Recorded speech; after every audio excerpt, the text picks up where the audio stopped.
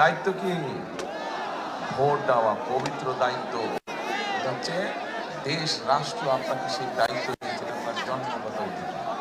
কিন্তু এই ভোটের অধিকার কেড়ে নেওয়া হয়েছিল গত 15 বছর।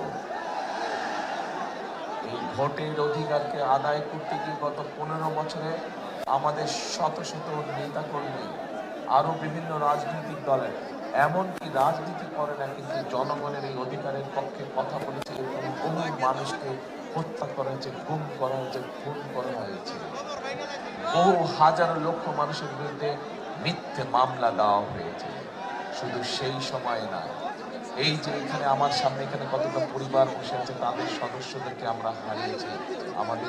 আমাদের দল করতো, তাদের অনেকে অন্য দলেরও মানুষ ছিল, এরকমও মানুষ আছে। শুধু এই যে 2024 সালের 5ই আগস্ট এই যে সারা দেশের মানুষ রাজপথে নেমে এসে স্বৈরাচারকে যে বিদায় করেছিল, সেই সময় 1500 মানুষকে হত্যা করেছে, তার মধ্যে এখানে উপস্থিত আছে। তাহলে প্রিয় ভাই বোনেরা, এই যে ভোটের অধিকার, গত 15 বছর আপনারা ভোট দিতে পেরেছিলেন? ভোট দিতে আপনারা পারেননি গত 15 বছর। সেই অধিকারকে কেড়ে নেওয়া হয়েছিল।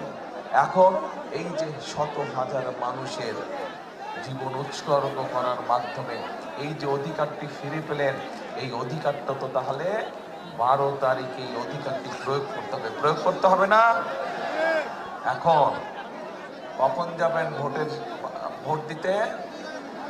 কখন যাবেন? সকাল সকাল হইল না। তাহাজ্জুদের সময় উঠতে হবে।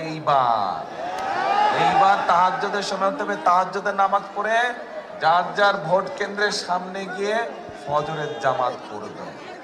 পারবেন? ফজরের জামাত পড়ে লাইন দিয়ে দাঁড়া যাবেন যারা যারা ভোটার যে এলাকার। কেন কথাটা বললাম? কথাটা এই কারণে বললাম যে গত 15 বছর যেমন আমিন নির্বাচন হয়েছে, নিশিরাতের নির্বাচন হয়েছে, মনে আছে না? মনে আছে। আপনাদের ভোট দিতে দেয় না। ঠিক একইভাবে এইবার আবার ষড়যন্ত্র শুরু হয়েছে একটা দলে।